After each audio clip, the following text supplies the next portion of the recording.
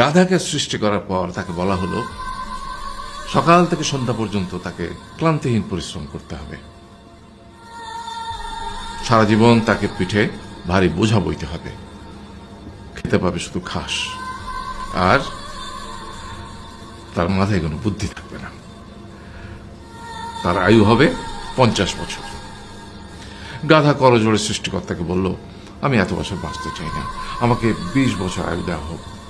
সৃষ্টিকর্তা সেটাই মঞ্জুর করলেন। কুকুরকে যখন সৃষ্টি করা হলো তখন তাকে বলা হলো যে সে হবে মানুষের সবচেয়ে বড় বন্ধু, কিন্তু সে খাবে মানুষের উচ্ছিষ্ট, এবং তার আয়ু হবে 30 বছর।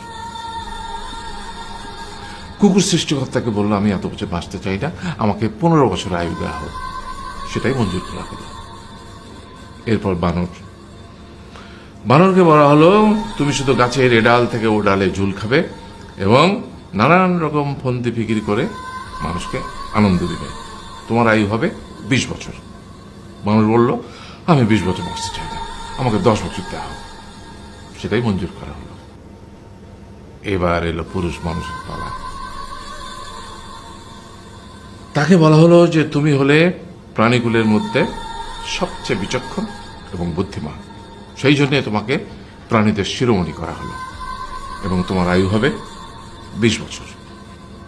তখন পুরুষ মানুষ বলল, করজোড়ে বলল সৃষ্টিকর্তাকে যে 20 বছর আয়ু অত্যন্ত কম, হে প্রভু, আমাকে ওই গাধার সে যে 30 বছর আয়ু চায়নি সেটা আমাকে দেয়া হোক, ওই যে কুকুর 15 বছর ফিরিয়ে দিয়েছিল সেটাও আমাকে দেয়া হোক, আর যে বানর 10 বছর নেয়নি সেটাও আমাকে দেয়া হোক।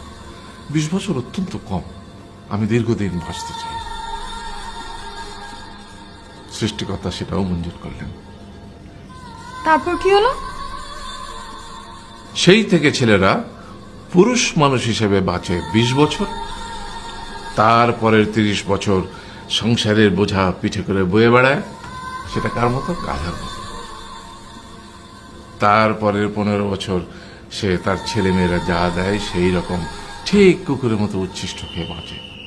আর তারপরে বৃদ্ধ বয়সে ঠিক বানরের মতো, যেমন গাছের এডাল থেকে ওডাল ঝুল খায় বানর, তেমনি এই ছেলের বাড়ি থেকে ওই ছেলের বাড়ি, আর নানান রকম ফন্দি ফিকির করে তার নাতি নাতনিদের আনন্দ দেওয়ার চেষ্টা করে।